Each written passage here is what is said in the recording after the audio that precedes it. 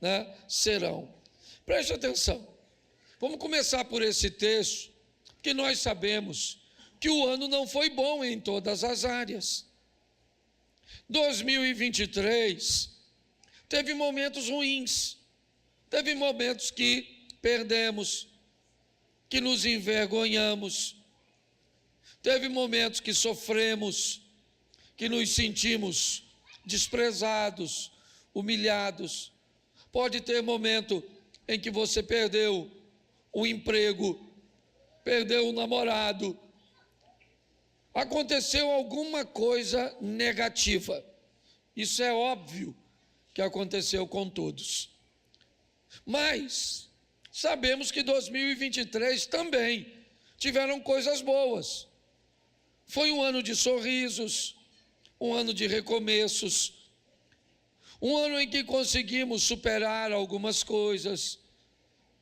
Mas a pergunta é: para onde é que nós vamos olhar? O salmista está dizendo: se os olhos forem bons, se eles forem capazes, e aqui não está falando do globo ocular, ele está dizendo: se você for capaz de olhar e de focar nas coisas boas que te aconteceram, isso será para você muito benéfico, conduzirá o teu corpo, ou seja, a tua vida, para a luz. Quando você encontra alguém que diz assim: nossa, 2023 foi maravilhoso, você pensa assim: como maravilhoso? Você só teve vitória? Não, eu não só tive vitória, eu só aprendi a ficar focado nelas. Eu aprendi a trazer à memória aquilo que me traz esperança. Eu aprendi a olhar e ver e valorizar mais as coisas boas que me aconteceram do que as ruins. Essa é a grande questão. Olhar com bons olhos não é fechar os olhos para as coisas ruins que lhe aconteceram, mas é se prender, se agarrar, se manter firme às coisas boas, porque a proposta é que consigamos fazer isso de forma positiva. Nós temos uma passagem bíblica que hoje é menos usada, mas que alguns anos atrás grandes pregadores a utilizavam. Ezequiel 37, onde Deus está levando uma mensagem ao seu povo, é verdade, mas está querendo saber como Ezequiel é capaz de enxergar as coisas. Ezequiel diz que o Senhor o levou a um vale que estava cheio de ossos, e que Deus o fez andar ao redor do vale, ou seja, pegar e obter uma percepção de como o vale estava, e ele viu que havia muitos ossos, e que os ossos estavam sequíssimos. Então Deus pergunta a Ezequiel: qual é a sua ótica a respeito daquilo que você está enxergando? Como você vê isso, Ezequiel? É isso que eu quero saber. Como você, como profeta, como você, como alguém que caminha comigo, consegue enxergar tudo isso?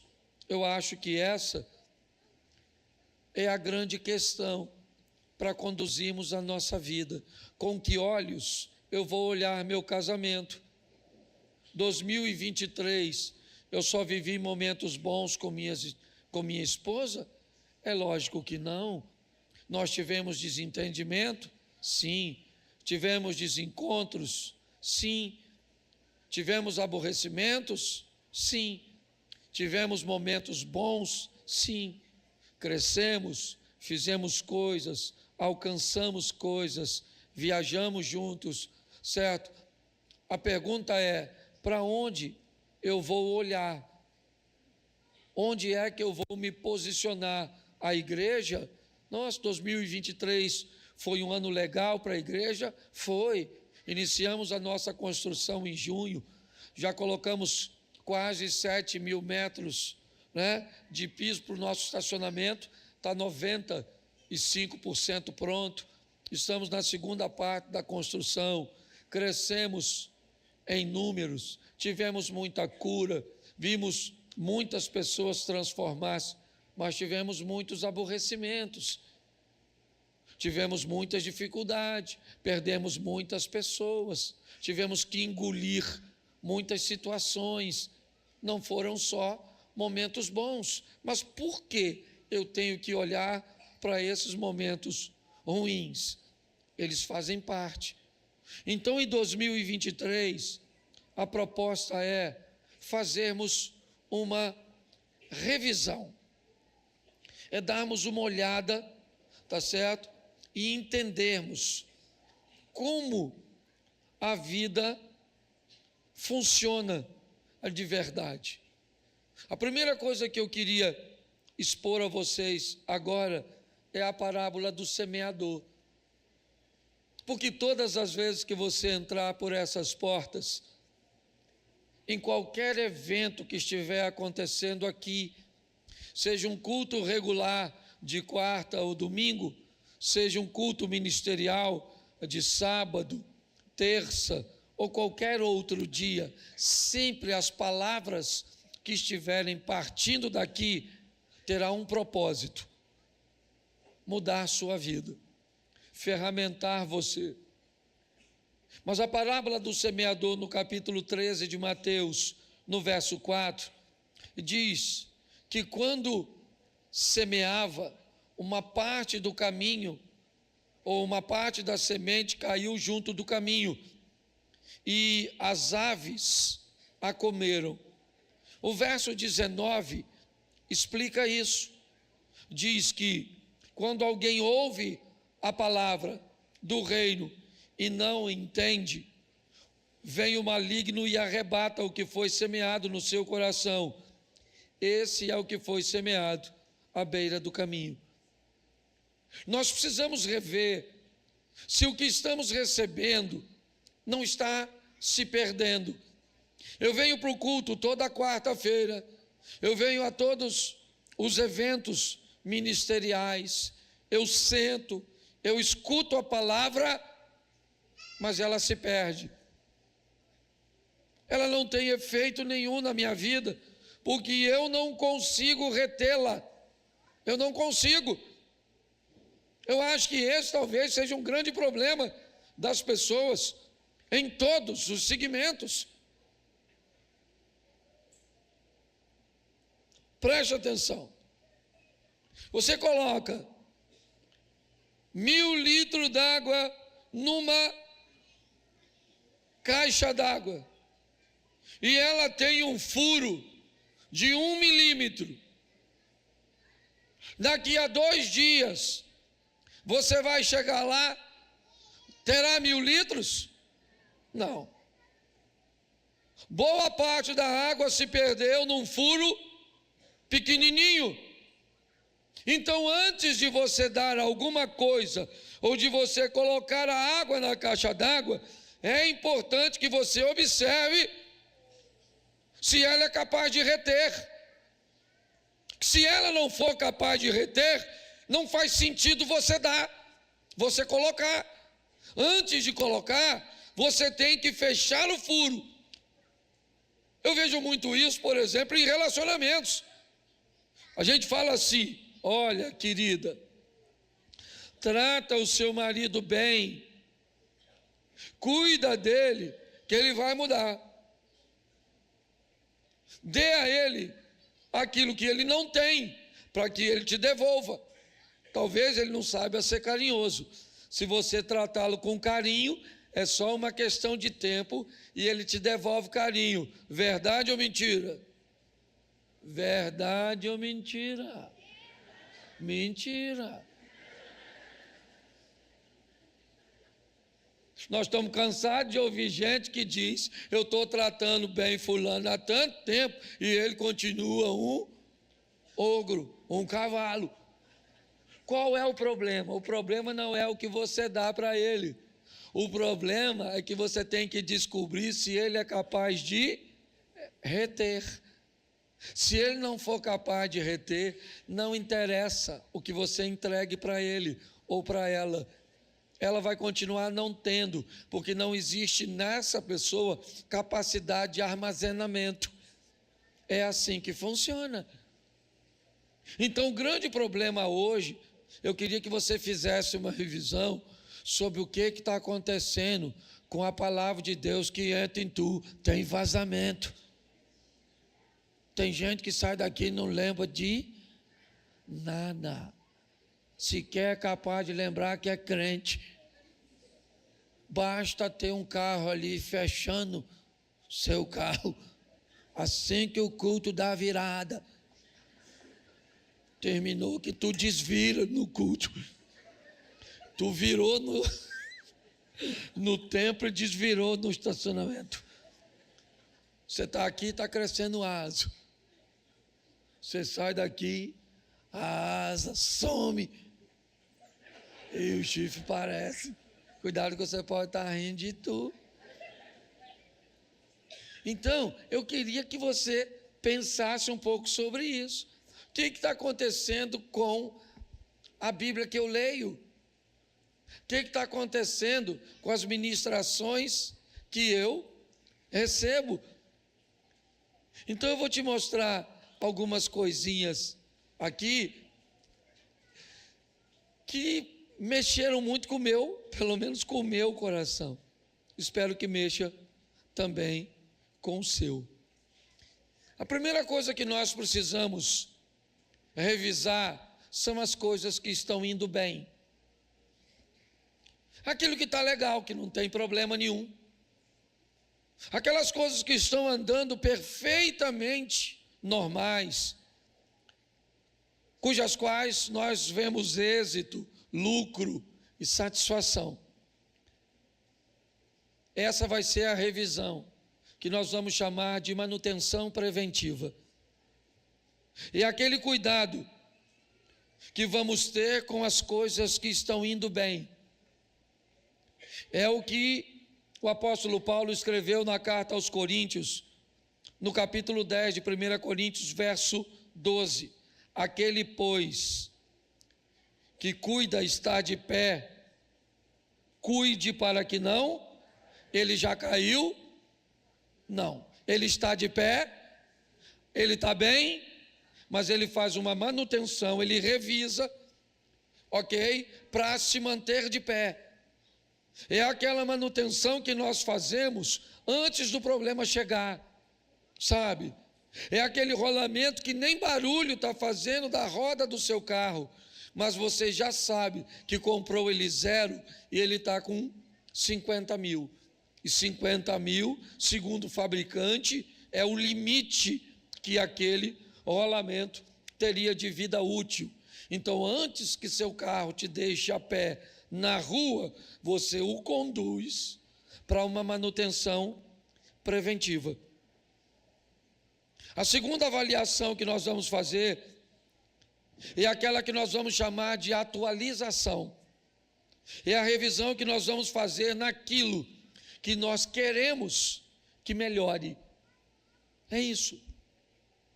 É aquilo que nós queremos que consiga alcançar o próximo nível. Um texto que eu poderia usar para vocês para definir isso é a transição da lei para a graça. Jesus disse: eu não vim destruir a lei, eu vim cumprir. Quando nós olhamos para esse ambiente, o que nós vemos é uma atualização. É aquilo que agora vai para um próximo nível. Eu preciso descobrir se eu preciso de uma revisão de atualização nos meus negócios, na minha postura. O que eu preciso atualizar? Por quê? Porque eu quero que melhore. Ele está indo bem. Mas se eu não prestar atenção, daqui um tempo, aquilo que eu estou fazendo ou como eu estou agindo se tornou ultrapassado. Eu preciso revisar isso. A igreja tem mudado. O evangelho continua o mesmo. A igreja já proibiu bateria, luz pintada de preto. e luz sim. Sangue de Jesus tem poder. No primeiro casamento de meu pai, ele era diácono de uma igreja. E ele morava uns 2 quilômetros daqui. Eu cheguei a morar nessa casa. E um dia ele procurou o pastor para falar que ele não sabia mais o que fazer.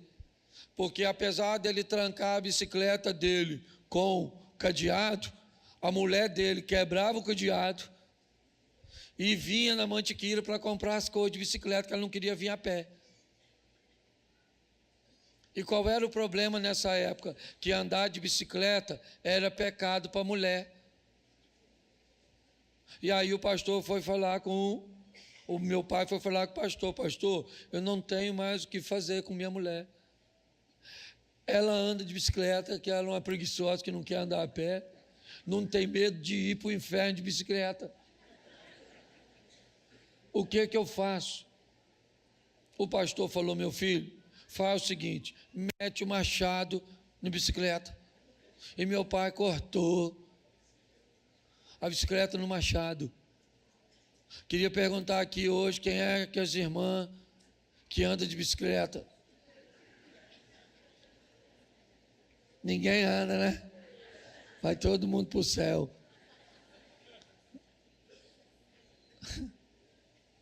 Você consegue entender isso? Então nós precisamos ver se não existe a necessidade de uma manutenção que nos traga uma atualização. A terceira é a manutenção de encerramento, ou é a revisão de encerramento. É aquela revisão que não tem jeito, acabou. Acabou. Aí se eu gosto ou não, acabou. Dá para colocar aqui? 2 Samuel, capítulo 12, verso 22. Segundo livro do profeta Samuel. Davi respondeu o quê? Enquanto a criança estava viva, jejuei, porque dizia o quê? Talvez o Senhor se compadeça de mim e a criança continuará, mas agora que ela morreu, por que jejuar? Poderei eu fazê-la voltar? Eu irei até, mas ela não voltará para mim. O que é isso? Isso é uma manutenção. Sabe o que está acontecendo com Davi? Ele está 7 dias sem tomar banho, sem comer, chorando, triste, sozinho, dentro de um quarto. Quando alguém chega e diz para ele: seu filho morreu, chegou a hora dele fazer uma revisão. E que revisão é essa? Esse assunto acabou. Não tem jeito. Tem coisas que precisam acabar. Goste você ou não, queira você ou não, que Deus se agrade ou não. Tem casamento que infelizmente acaba. Tem pessoas que infelizmente morrem. Tem emprego que infelizmente você fica sem ele. Tem negócios que infelizmente vão falir. Tem amizades que infelizmente tem que acabar. Tem pessoas que infelizmente tem que sair da sua vida. Você gostaria que saísse? Não. Mas às vezes você precisa fazer uma revisão de encerramento. Davi está dizendo: eu não vou continuar sem tomar banho, sem comer, chorando por algo que já precisa ser encerrado. 2024 é um ano de encerramento. Precisa se rever para que haja o encerramento. O último aqui, para eu terminar, é a revisão da correção. É daquilo que nós estamos fazendo de errado. Talvez esse seja um dos piores. A manutenção, né? Que é a primeira revisão, a atualização, que é a segunda revisão, o encerramento, que é a terceira revisão. Mas Josué capítulo 7, verso 10, a gente termina aqui, falta 17 minutos. Vamos lá?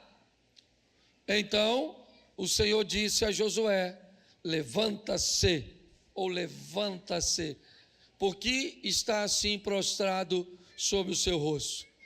Então, Israel pecou, violaram a minha aliança, aquilo que eu lhes ordenara, pois tomaram das coisas condenadas, e furtaram, e dissimularam, e até debaixo da sua bagagem a puseram. Preste atenção, que essa é uma revisão para se corrigir algo que está errado. Se namoro seu, está errado. Essa roupa sua está errada. Essa rede social sua não é de quem anda com Cristo. Esse vocabulário seu está errado. Esse tipo de negócio que você faz está errado. Essa mesa que você se senta, essas amigas, essas pessoas que são sua, esse negócio precisa ser revisto. Está errado. Nós precisamos fazer uma revisão de correção. Essa sua postura de dona de casa está errada. Tem sujeira nessa casa de 6 meses. Você consegue entender? Esse filho seu com essa postura de pirraça está errado. Esse menino tem que apanhar, tem que ficar de castigo, tem que dar limite para esse garoto. Você está entendendo? Está na hora de nós olharmos. Eu não estou acusando ninguém não, viu, gente? Falei dos filhos, nego já olha, porque ninguém olha para o filho dele. Aliás, hoje você olha, porque tu não tem. Porque o teu, quando era assim, era o cão chupando manga. Aí hoje você olha para o outro. Hoje seu filho tira 5 e você fala: menino, seu burro, vai estudar. Você tirava 3. Entendeu? A burrice do menino, o nome é DNA. Então não é para ninguém olhar para o outro, não, é para cada um.